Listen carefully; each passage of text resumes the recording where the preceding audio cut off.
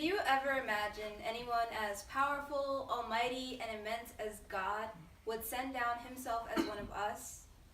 A being as fragile as one of us? As capable of being broken as we are?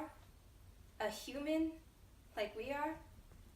God loves us so much that he wanted to be with us in our pain, joy, to know us in a way so intimate as to be one-on-one with us, to love us and to know us as we are. I'm going to tell a story now. There is a story told of a young man who didn't bring himself to believe in all this Jesus stuff. He and his wife lived in a farm country in a small house he had built with his own hands. He was a beautiful young man filled with compassion for his fellow man. No stranger ever came to his door without being welcomed and invited in to eat.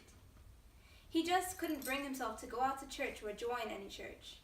He believed in God but preferred to say his prayers in private.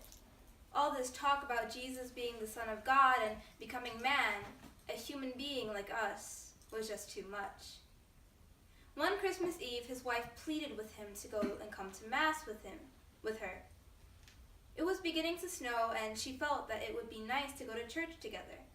He told her that he would rather not and that he would only feel like a hypocrite. So she went off to church with the neighbors who picked her up in their car.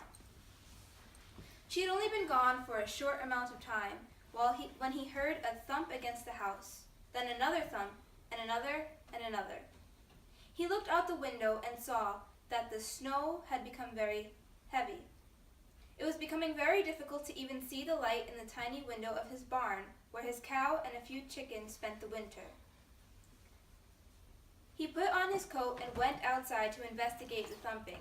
To his surprise, he saw a flock of birds who had been caught in the storm.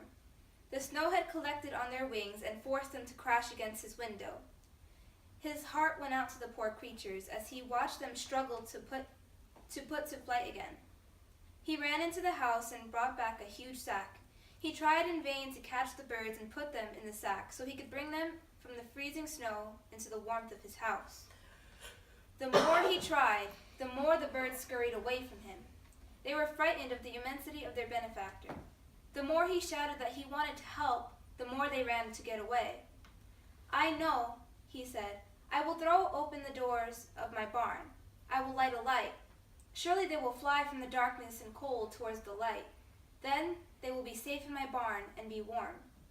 He quickly lighted a lamp and set it in the middle of the doorway. The barn was flooded with light. The cow stared out into the night. The chickens stepped and pecked their way around the barn. But the birds would not go in. They came as far as the door but would not enter. They were afraid. Some even entered on the threshold but quickly returned into the darkness and cold. They could not take the step. The young man was beside himself. "Why?" he cried. "I can save them. They need not die. Why won't they go into my barn? Why don't they trust me? I can bring them into the warmth of my barn so they can survive. They can't survive without me. Why? Why?" Suddenly, he began to realize that there was nothing he could do to help them. They were going to die, and he could do nothing but stand by and watch. The birds were afraid. They were afraid of him. He was too immense, and they were so tiny. "Why don't they understand? I only want to help them survive.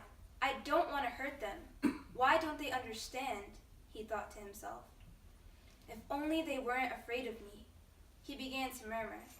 If only I could become one of them, then they wouldn't be afraid. That's it. If only I could become one of them. If only I could become one of them. If only. God becomes everything we are to make us everything God is. Amen.